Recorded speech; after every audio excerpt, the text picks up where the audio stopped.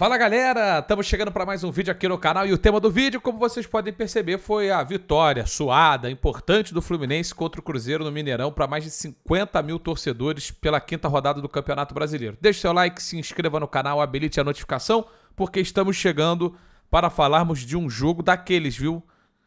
Até como a gente colocou aqui na thumb, foi um jogo quentíssimo, uma partida muito disputada no Mineirão, e que a gente tem várias coisas a comentar. Do lado do Cruzeiro, do lado do Fluminense, também de arbitragem. Foi um jogo com todos os ingredientes de uma rivalidade importante e de dois times que começaram bem o Campeonato Brasileiro. Antes de qualquer coisa, acho que a gente precisa falar do gramado do Mineirão, né? Eu não sei se no Instagram dos dois times a gente vai ter imagens que possam, de repente, indicar o quão ruim estava o gramado no Mineirão. Tava péssimo, tava horroroso. E não dá pra jogar futebol desse jeito, né? Eu acho que a CBF ela tem que urgentemente se preparar para que os jogos tenham gramados melhores. Assim, pelos dois Instagram, duas páginas do Instagram aqui, eu acho que aqui só essa aqui mostra uma parte de fora do gramado, né? Então não dá nem pra ter tanta noção assim. Essa imagem desse vídeo aqui do gol do Fluminense mostra um pouquinho, porque a parte de fora estava igual a parte de dentro, uma bosta, né? O gramado estava muito ruim, dificultou demais a vida dos dois times e ocasionou ali durante o jogo alguns contatos, algumas lesões de tornozelo no Nino no segundo tempo, no jogador do Cruzeiro também no primeiro. Agora não estou certo se foi no Neto Moura ou se foi no Felipe Machado. Agora eu tô em dúvida, mas acho que foi um dos dois ali no meio de campo pela minha esquerda também, intermediário, defensivo do lado esquerdo. Então gramado horroroso, prejudicou demais o jogo, né? Isso é realmente algo que tem que ser trabalhado. Então, primeiro destacar o grande público no Mineirão, o torcedor do Cruzeiro, com toda a justiça do mundo, estava empolgado. Vou confirmar aqui exatamente o público, porque eu acho que o público foi 51.800 e alguma coisinha. 51.846 mil torcedores, quase 52 mil pessoas no Mineirão. Um grande público para um jogo que prometia muito. E eu saio com a sensação de que, lógico, o Fluminense é hoje um time muito mais bem preparado e um time muito mais consolidado do que o Cruzeiro e com melhores individualidades. Tudo isso é indiscutível diante da realidade que os dois times viveram nos últimos 2-3 anos, tá? Então seria muito normal o Fluminense entrar em campo no Mineirão e mandar no jogo e controlar o jogo, enfim, ser o melhor time em campo. Mas não foi, foi isso, mas não exatamente do jeito que você pode estar imaginando. O Cruzeiro entrou em campo então com o Rafael Cabral, o William, Lucas Oliveira, Luciano Castanho e Marlon, Felipe Machado e Neto Moura, os dois volantes, Wesley, Vital, Bruno Rodrigues e Gilberto lá no ataque. Então, uma escalação sem tantas surpresas para o time do Cruzeiro, jogando em casa e sabendo que muito provavelmente seria um jogo de troca de posse constante, de não domínio do jogo. E o Fluminense, para confirmar aqui, com a escalação padrão, exceção do Samuel Xavier machucado. Então, Fábio, Guga, Nino, Felipe Melo, Marcelo, André, Alexander Lima, Ganso, John Arias e Germancano. Esse era o panorama do primeiro tempo, que foi muito disputado. O Cruzeiro fez uma marcação muito interessante no Fluminense no primeiro tempo. O Fluminense teve mais a bola, trocou mais passes, só que os dois times finalizaram o mesmo número de vezes e o Fluminense acabou errando bastante, ou mais do que erra normalmente, principalmente nas bolas longas. O Fluminense tentou forçar demais a jogada porque a marcação do Cruzeiro estava bem encaixada no primeiro tempo. O Cruzeiro também não chegava com tanto perigo, né? Então ficou um jogo de disputa pela posse, muito um jogo de meio campo e um jogo que poucas vezes chegava ao gol adversário. O Germancano, quando ficava na última linha de marcação do time adversário, do Cruzeiro, na maioria das vezes estava entrando em posição de impedimento e realmente não estava um jogo agradável, porque era um jogo brigado, bem jogado, sabe? De dois times que estavam bem postados em campo. Então o Fluminense, quando superava a primeira linha de marcação do Cruzeiro, tentava trocar passe já no campo de ataque, fazer um pouquinho mais do seu jogo. O Cruzeiro também conseguiu, em alguns momentos do primeiro tempo, se impor e, se não ser muito perigoso, mas não permitir que o Fluminense tivesse posse de bola ou posses tão longas assim. Isso fez com que o jogo ficasse muito brigado, muito disputado ali realmente na intermediária, mas com poucas oportunidades no gol. De repente, dos 30 minutos para frente do primeiro tempo, o Fluminense conseguiu encaixar um pouquinho mais, conseguiu melhorar o seu volume de jogo, especialmente pela esquerda com o Marcelo. Aí o Marcelo sofre uma falta, que é um trançapé por trás, ele mesmo cobra e sai esse gol do Fluminense aqui, numa bola que o Lima chuta, a defesa do Cruzeiro tira em cima da linha, o Fluminense continua no ataque, quase que o Germancano faz um gol de rosto na sorte, né? Faz do cara tão boa que quase um gol na sorte ele fez, e sobra pro Ganso, que não é um super artilheiro, mas que fez uma partida daquelas também com a camisa do Fluminense. No segundo tempo, principalmente, a partir do momento que o Fluminense constrói o segundo gol, que é brilhante, e eu vou falar já do segundo gol, o Ganso começa a dar tapa na bola. Facilita, acelera, troca passes, sabe aquela coisa da marcação chegar, e a marcação chegar no sentido de tentar apertar, mas quando chega na bola, a bola já saiu, já está com outro jogador. Então, o Ganso, não só pelo gol, mas principalmente pela capacidade que ele tem de facilitar, de sempre dar o passe certo, né? O Ganso tentou 45 passes no jogo, acertou 42. Só que mais do que só os passes corretos, a qualidade desses passes, o quanto que esses passes clarearam o jogo para o time do Fluminense. Daí começa o segundo tempo, primeiros instantes ali de Cruzeiro indo para o ataque com o Fluminense também, até que com 9 minutos, um ataque espetacular, né? O Fluminense saiu trocando a bola lá do campo de defesa, e é o problema quando um time tenta pressionar lá em cima, e o Cruzeiro fez na maioria das vezes isso razoavelmente bem. Nesse ataque, quando pressionou, o Fluminense conseguiu sair com um toque aqui atrás do Marcelo, um chapéu do Lima também, e aí o avanço do contra-ataque se deu com o Alexander, a bola foi passando de pé em pé, chegou no Ganso, o Ganso deu para cá, deu para lá, e no final do ataque, o cruzamento do Guga na cabeça do Germancano, e o Germancano em posição legal, super legal, sempre muito bem posicionado, fez o segundo. Também não é um jogador alto, o Germancano, a gente olha para a estatura dele, 1,76 m, só que o futebol, principalmente a arte da centroavância, como eu gosto de brincar, é posicionamento. E poucos jogadores se posicionam tão bem quanto o Germancano, né, se posiciona hoje dentro da grande área no futebol brasileiro. Fez o gol de cabeça, o jogo ficou bem controlado ali para o Fluminense, e não fosse uma reta final tensa daquelas, o jogo teria muito provavelmente terminado 2-0, né? O Cruzeiro tinha que se lançar ao ataque, tinha que buscar o resultado, não tinha como ser diferente. Começou a mexer no time, o Gilberto não fez um bom jogo, né?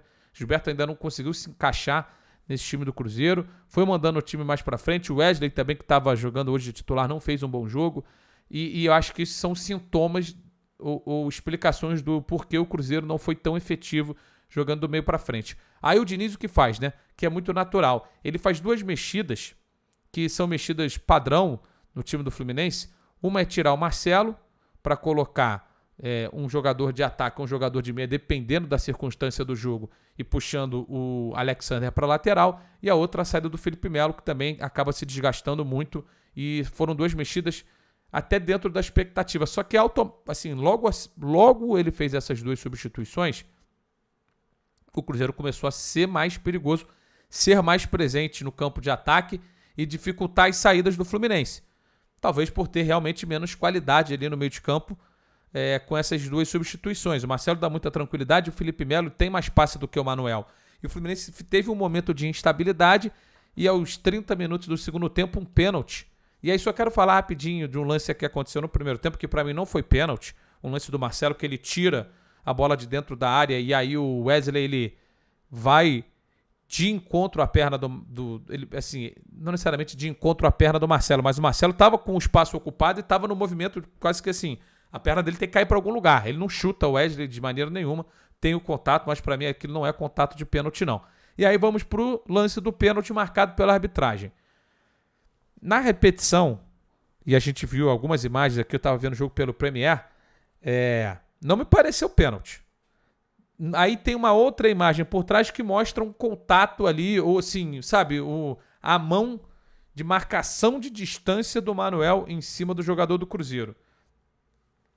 O juiz deu, então assim, não tem muito o que fazer. Tá, o juiz deu o pênalti, a arbitragem de vídeo,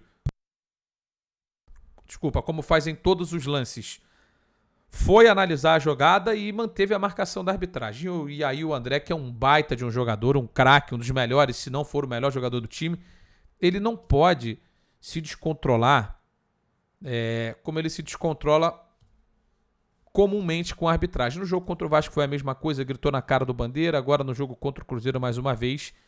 E ele não pode. Beleza, o pênalti foi marcado, foi errado, foi certo, acho até que não precisava ter dado. E só um lance que eu acabei esquecendo de comentar até no primeiro tempo, né? Uma bola que é de escanteio que o Germán Cano tira em cima da linha, que acabou sendo a melhor oportunidade do Cruzeiro na primeira etapa, além de um outro que foi também fruto de uma recuperação de bola no erro de passe do Marcelo, que a bola vem por cima.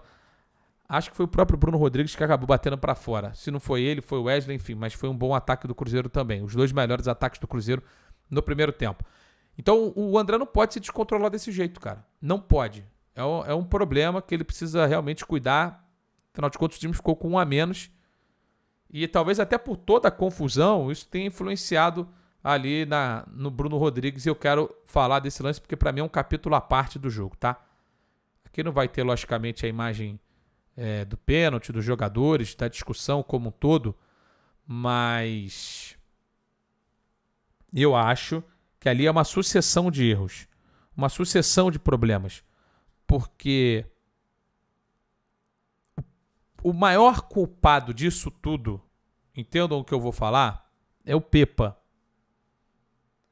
Porque o Pepa, com o Henrique Dourado em campo, acho que a orientação já deveria ser prévia e bem estabelecida. Com o Henrique Dourado em campo, o batedor de pênaltis tem que ser o Henrique Dourado, tá? Ah, mas o Bruno Rodrigues é o artilheiro do time, tem história, tem antiguidade, aquela coisa de ter mais trajetória no clube, tudo bem. Só que você precisa pensar no coletivo, não precisa pensar nas histórias individuais. E aí eu quero falar 2 pontos. Primeiro, o Henrique Dourado errou. Ele errou em ter feito o que fez, que deve ter contribuído para a perda de confiança do Bruno Rodrigues na disputa, na batida do pênalti. Para mim, isso também é ponto pacífico. O técnico determinou, bate lá. Depois de bater, bateu mal o primeiro pênalti o Bruno, né? E o Fábio se adiantou, não tem nem o que discutir. A volta do pênalti está corretíssima. Não só o Fábio, como invasão de geral lá também na cobrança. Só que aí começa uma situação desagradável para o batedor, para o Bruno Rodrigues, causada por um companheiro de time. Uma parada absolutamente desnecessária. Quero complementar aqui só dizendo que, psicologicamente falando, o batedor tem que estar forte para absorver pressão, seja de adversário, seja de ambiente, ou numa raridade como foi, até de um companheiro querendo bater o pênalti, pressioná-lo para dizer, pô, eu quero bater. Isso acontece mais vezes do que a gente vê necessariamente no campo de jogo. Mas o erro principal é do Pepa. Eu já falei isso várias vezes em muitos momentos, eu vou repetir. O Henrique Dourado, ele é provavelmente, aí eu vou dar a minha opinião, assim, para mim ele é o melhor batedor que tem. Eu acho que o nível de confiança que se tem quando o Henrique Dourado cobra pênalti é maior do que o Lionel Messi, por exemplo. Aí você fala, Luiz, você tá maluco? Cara, desculpa, o Henrique Dourado batendo pênalti é um absurdo. Até tô procurando aqui as estatísticas certinho para ver se eu acho o número de pênaltis do Henrique Dourado, e aí vou ver se eu acho também do Bruno Rodrigues, para poder falar para vocês agora, porque o Henrique Dourado ele não perde pênalti, cara. Você olha o aproveitamento que ele tem, é diferente, sabe? É um cara que tem uma capacidade, uma assertividade muito grande. Perdeu um pênalti e fez 26. O pênalti que ele perdeu foi nos playoffs da Superliga Chinesa. Isso na carreira dele, tá? 26 gols de pênalti convertido, 1 gol de pênalti desperdiçado. O Bruno Rodrigues fez 5 gols de pênalti e perdeu 2 gols. E perdeu 2 pênaltis. Então, cara, não dá pra comparar a capacidade de cobrança de pênalti dos dois. Então, o problema para mim, repito, é a do treinador que não estabeleceu o batedor correto antes do jogo começar. Henrique Dourado entrou, Henrique Dourado bate. Essa, para mim, deveria ser uma recomendação muito simples e muito direta. Nota negativa para o time do Fluminense. Depois de uma vitória que, eu repito, teve uma assinatura do Ganso como um dos maestros, porque jogou muito bem. A artilharia do Germancano, que quando chega a bola na área ele é um absurdo, um belíssimo cruzamento do Guga. A nota negativa para o Flu foi a saída do Alexander. Tomara que não tenha sido nada sério, porque é um jogador que tem atuado de maneira brilhante no meio de campo. Aliás, na versatilidade dele, ele é o substituto do Marcelo na lateral. Então, quando o Marcelo sai, e sai praticamente todo o jogo, é o Alexander que acaba entrando na lateral. E o Fluminense vai sentir bastante a ausência desse jogador, caso ele tenha que ficar mais tempo afastado. Tomara que não seja o caso. O Fluminense vai ter o jogo contra o Cuiabá pelo Campeonato Brasileiro no final de semana. O Cruzeiro tem o clássico contra o América antes dos dois entrarem em campo pela Copa do Brasil. O Fluminense contra o Flamengo e o Grêmio e o Cruzeiro contra o Grêmio fora de casa. Foi um jogo muito brigado. Eu saio com a sensação de que o Fluminense pode não ter jogado tudo o que precisa. E mais uma vez a bola parada é muito forte do Flu e ajuda a resolver o jogo.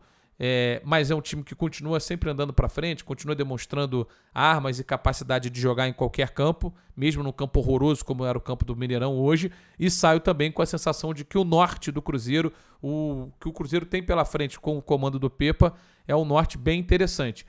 Lógico que para pensar em disputa de títulos vai precisar de mais jogadores, de um elenco mais robusto, mas pensando num futuro tranquilo, de uma temporada boa, eu acho que o Cruzeiro está num caminho legal. Beleza? Gostou do vídeo? Concorda com alguma coisa? Discorda de outra? Não tem problema nenhum. Deixa aqui nos comentários a sua opinião e a gente se encontra em próximos vídeos aqui no canal. Falou? Deixa o like, se inscreva no canal, pega esse vídeo, compartilhe para a galera. Um abraço e até a próxima. Valeu!